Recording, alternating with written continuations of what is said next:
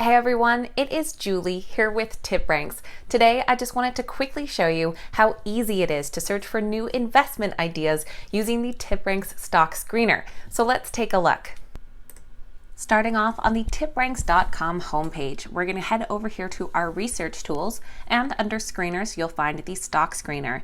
Now what I like about this screener is that it is so easy to use. You can filter stocks based on different criteria, including TipRanks' unique data sets such as analyst consensus. Up here on the right, you notice you can also switch from US to Canada to UK if you're looking for different markets. Now for today, let's look at market cap. I want a large market cap between 10 billion and 200 billion. Let's also take a look at the SMART score. So I would like anything between an 8 to a 10, which is an outperform according to this unique stock scoring system.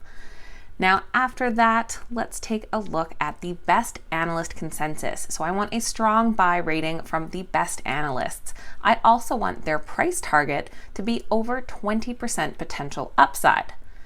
So with those different filters in, you can see we're down to 57 different stocks here. Now on top of this, we can also select the columns for our results depending what results you want to focus on.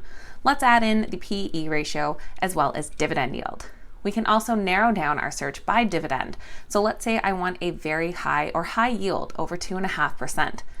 Now I have our search results narrowed down from thousands of stocks to just 2 that come in with a 10 out of 10 on the SMART score and strong by consensus from our best analyst. So there you have it. It's as easy as that. Now it's your turn to have a go. Make sure you let me know in the comments down below how you use the stock screener to come up with new investment ideas and what other TipRanks tools you'd like to get to know better. Thanks for watching.